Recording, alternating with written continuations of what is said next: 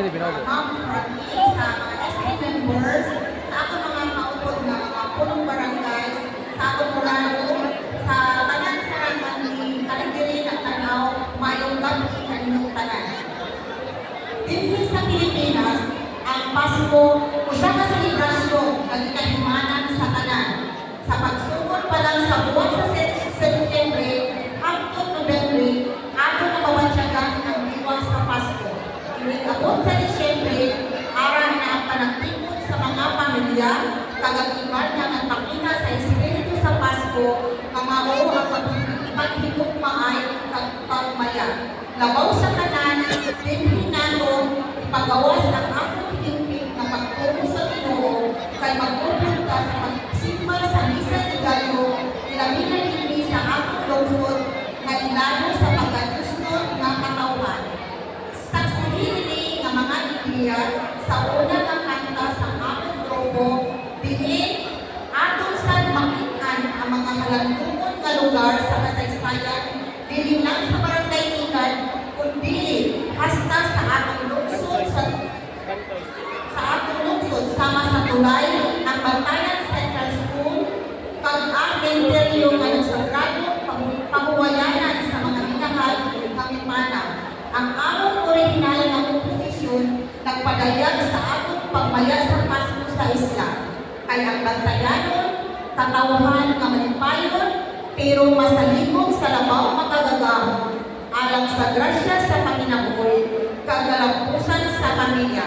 Kay atong iniritmo, atong inisayaw, atong inikultura, kang atong inipalangga nga beautiful Bantayan. Ari na ang grupo sa mga awit na tagatikan na nigahin sa oras, kahabo, kang talento para malikaw kako. Pasko na! Kantahin, kagsayang saya!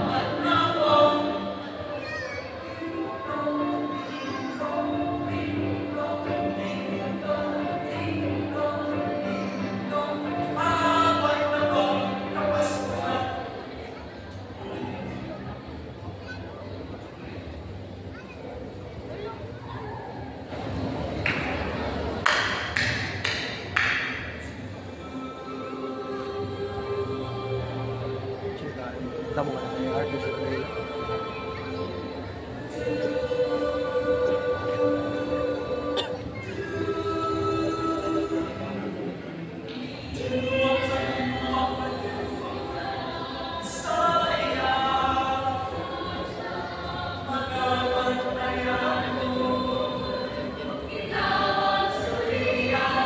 Sige nyo.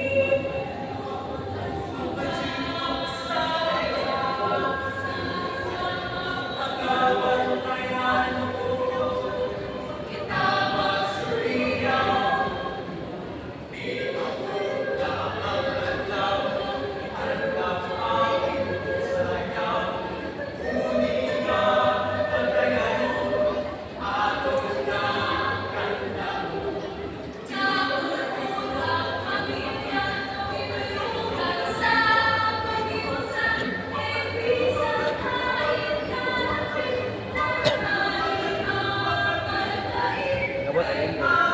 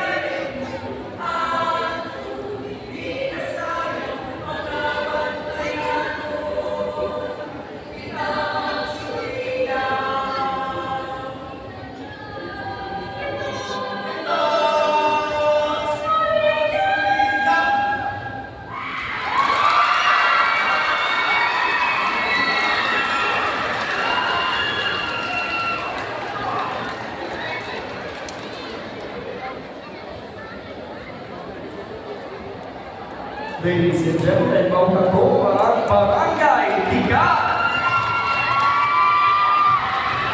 Atong pasalamatan ang ilang mga barangay officials, SC officials,